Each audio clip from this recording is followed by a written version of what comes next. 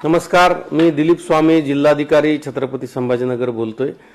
छत्रपती संभाजीनगर शहर व जिल्ह्यामध्ये काल परवा पेट्रोल पंपावर खूप मोठ्या वाहनाच्या रांगा लागल्या होत्या आणि पेट्रोल आणि डिझेलचा तुटवडा आहे, टंचाई आहे असं चित्र निर्माण केलेलं होतं।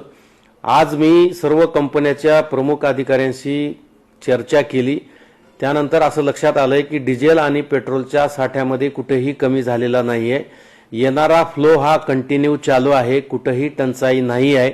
फक्त अफवा पसरवल्यामुळे लोकांनी पेट्रोल पंपावर गर्दी केली आणि अव्वाच्या सव्वा पेट्रोल भरून डिझेल भरून घेतल्यामुळे पेट्रोल पंपावरचा साठा संपलेला आहे। माझी समस्त नागरिकांना नम्र विनंती आहे की आपण पॅनिक होऊ नका, अफवावर विश्वास ठेवू नका।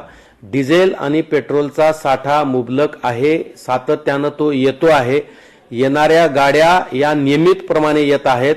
जसं जसं नेहमीप्रमाणे गाड्याची आवक होती त्याचप्रमाणे गाड्याची आवक चालू आहे। परंतु मोठ्या प्रमाणामध्ये लोकांनी गर्दी करून जास्तीचं पेट्रोल आणि डिझेल घेतल्यामुळे टंचाई सदृश परिस्थिती निर्माण होती आहे। तरी माझी नागरिकांना विनंती आहे, अफवावर विश्वास ठेवू नका। डिझेल आणि पेट्रोलची कुठलीही टंचाई नाही आहे, टंचाई होणार सुद्धा नाही आहे। कुठलेही भाव वाढण्याचे चिन्ह नाही आहेत, लक्षणं नाही आहेत। परंतु काही लोकांनी जाणीवपूर्वक अफवा पसरवून लोकांना पॅनिक केलेला आहे। अशा लोकांचा आम्ही शोध घेतो आहोत ज्याने अफवा पसरवलेला आहे ते, आणि जे कोणी अफवा पसरवतील आणि लोकांना पॅनिक करतील त्यांच्यावर कायदेशीर कडक कारवाई केली जाणार आहे। त्यामुळे माझी नागरिकांना विनंती आहे, अफवा पसरवू नका, लोकांना पॅनिक करू नका। पेट्रोल आणि डिझेलचा साठा आहे आणि तो रेग्युलर आपल्याला मिळणार आहे।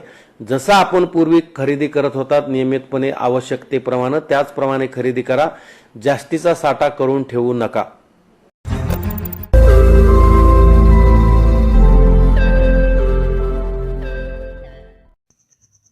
रोज नई खबरों को देखने के लिए हमारे औरंगाबाद समाचार चैनल को सब्सक्राइब कीजिए और नोटिफिकेशन पाने के लिए हमारे बेल आइकन को दबाइए ताकि हर खबर की नोटिफिकेशन आपको मिलती रहे।